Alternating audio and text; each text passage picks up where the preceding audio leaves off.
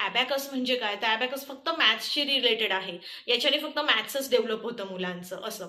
पण नाही, आता मी कम्प्लीट केलंय तर फक्त मॅथ्सच नाही, नो डाऊट मॅथ्स तर कम्प्लीट होतच होतं, म्हणजे मॅथ्स तर प्रोग्रेस होते मॅथ्समध्ये मुलांची, बट त्याचसोबत हँड अँड आय कॉर्डिनेशन जास्त वाढतं मुलांचं. प्लस एक लहान मुलांमध्ये असतं की कॉन्सन्ट्रेशन खूप लूज असतं, थोडंसंही आवाज झाला किंवा टीव्हीचा आवाज झाला तर त्यांचं कॉन्सन्ट्रेशन विचलित होतं, लक्ष विचलित होतं आणि ते नंतर लिंक लागत नाही. तर ते कॉन्सन्ट्रेशन वाढण्यासाठी देखील हे ॲबॅकस जे आहे ते खूप चांगलं फायदेशीर ठरतं. ॲबॅकसचं हे असं टूल येतं. आता ऑब्व्हियसली आपण क्लास स्टार्ट केल्यानंतर हे टूल्स आपल्याला घ्यावंच लागतं. जर तुम्ही क्लासेस थ्रू करत असाल, म्हणजे क्लास वगैरे लावला असेल, तर तुम्हाला क्लासेस थ्रू पण हे ॲबॅकस किट मिळू शकतं. आणि या ॲबॅकसनुसार मग आता जसं आहे, हे आहे म्हणजे स्टुडंट ॲबॅकस, हे छोटं ॲबॅकस आहे. टीचर ॲबॅकस पण येतं आणि याच्यामध्ये मोठं ॲबॅकस पण मिळतं. तर हे मेन ॲबॅकस असतं. आता हे 17 डिजिटचं आहे, म्हणजे 17 डिजिट पर्यंत आपण त्याच्यामध्ये जे कॅल्क्युलेशन्स आहे ते करू शकतो. अशा पद्धतीचं हे ॲबॅकस आहे.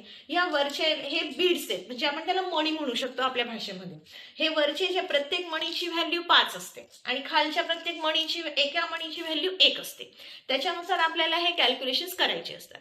तर मग खूप क्वेश्चन्स असतात की मग हे कसं करायचे वगैरे, तर त्याच्यासाठी त्यांनी मेथड्स दिलेल्या आहे, काही फॉर्म्युले, ऑब्व्हियसली प्रत्येक गोष्टीला तसंच असतं. तर त्यानुसार हे ॲबॅकस जे आहे ते एकदम इझी पद्धतीने आपण शिकू शकतो. प्लस याच्यामध्ये काय आहे की आता मीही माझे क्लासेस स्टार्ट केले आहे, ऑनलाईन म्हणा की ऑफलाईन म्हणा.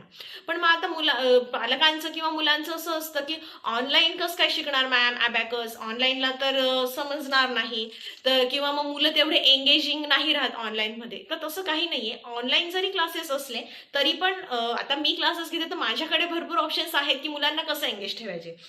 एक जस्ट तुम्हाला एक्झाम्पल दाखवते की समजा आता सिंपल आपल्याला याच्यावर ऍडिशन करायची असेल, ठीक आहे, आपण तर याच्यावर करू. इथे युनिट पॉईंट आहे, युनिट पॉईंट वरून आपण करू शकतो की हे 2 + 3 म्हणजे झाले 5, असं जे पण काय असेल ते आपण इथे करू शकतो.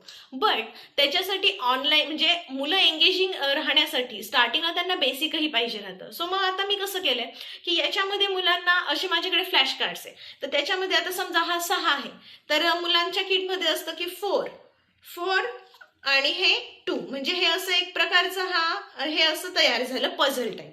म्हणजे काय दिसतंय, 4 + 2 = 6.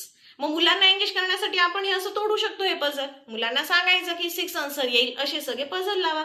मग 4 आणि 2 6 पण असू शकतं, किंवा दोघीकडे 3 + 3 6 असू शकतं. तर अशा पद्धतीचे वेगवेगळे आपण दाखवू शकतो. आता 8, मग मुलांना सांगायचं 8 असेल तर मग 8 कसं, तर 5 + 3. मग 5 + 3 म्हणजे हे बेसिक्स आहे एकदम. ऑब्व्हियसली आपण सगळं कॅल्क्युलेशन्स ॲबॅकसवरच करणार, पण हे 5 3 = 8, म्हणजे याच्याने त्यांचं खेळण्यामध्ये आपण त्यांना प्रोग्रेस दाखवू शकतो मॅथमॅटिक्सची. तर हे असे किट वगैरे जेव्हा तुम्ही क्लास कराल तेव्हा तुम्हाला आमच्याकडून प्रोव्हाइड केले जातील. त्याच्यामध्ये एंगेजिंग लेव्हल असते, प्लस व्हाईट बोर्ड मी यूज करते ऑनलाईनसाठी सुद्धा.